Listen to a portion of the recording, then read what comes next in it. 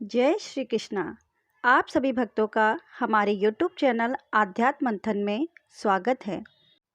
भगवान विष्णु का आशीर्वाद आप सभी भक्तों पर सदा बना रहे।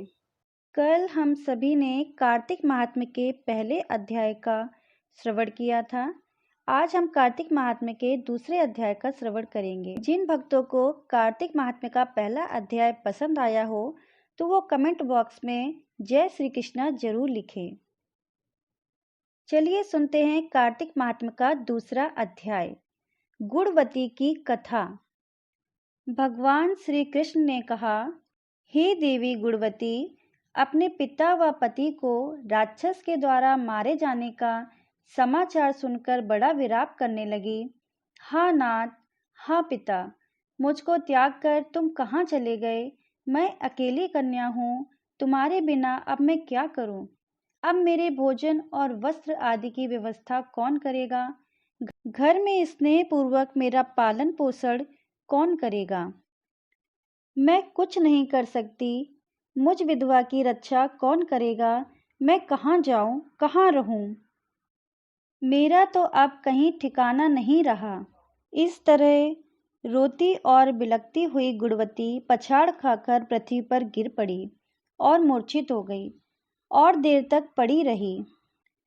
फिर जब उसे होश आया तो पूर्वता अत्यंत करुण विलाप कर शोक सागर में डूब गई। जब कुछ संभली तो उसे ध्यान आया कि मेरे पिता तथा पति की मृत्यु के पश्चात उनकी क्रिया करनी चाहिए जिससे उनकी गति हो सके। अतः उसने अपने घर की सारी वस्तुएं बेच दी।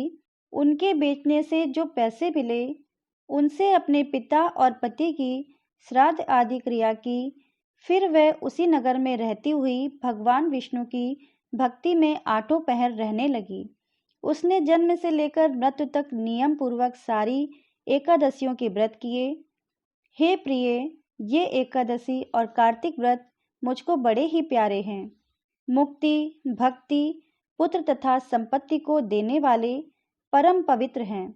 जो मनुष्य कार्तिक मास में जब तुला राशि पर सूर्य आता है तो सवेरे उठकर स्नान करते हैं, व्रत व उपवास करते हैं, वह मुझे बहुत ही प्यारे हैं, क्योंकि यदि वह बड़े पापी भी हों तो भी स्नान व व्रत के प्रभाव से उनको मोक्ष की प्राप्ति हो जाती है। जो मनुष्य कार्तिक में स्नान, जागरण, दीपदान तथा तुलसी के वृक्ष की रक्षा करते हैं, वह साक्षात विष्णु भगवान के तुल्य हैं।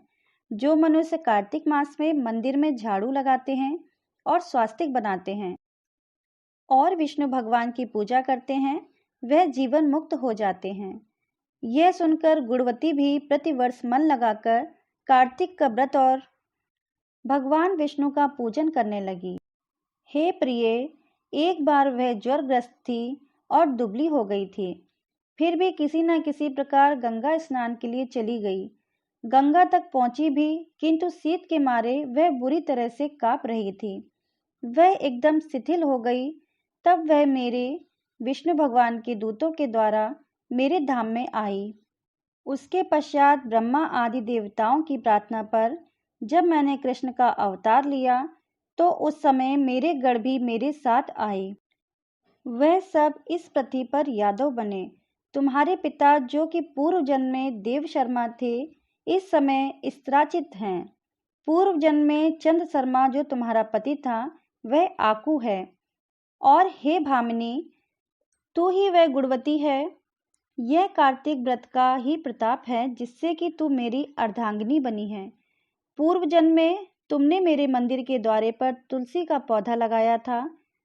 वह इस समय तेरे महलों के आंगन में कल्प वृक्ष के रूप में खड़ा है।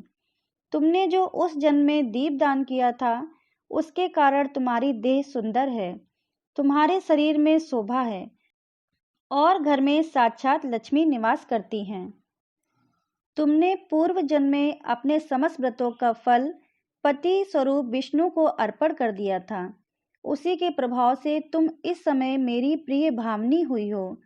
पूर्व जन्म में आजीवन तुमने जो नियम के कार्तिक मास का व्रत किया था, उसका यह प्रभाव है कि मेरा और तुम्हारा कभी वियोग नहीं होगा।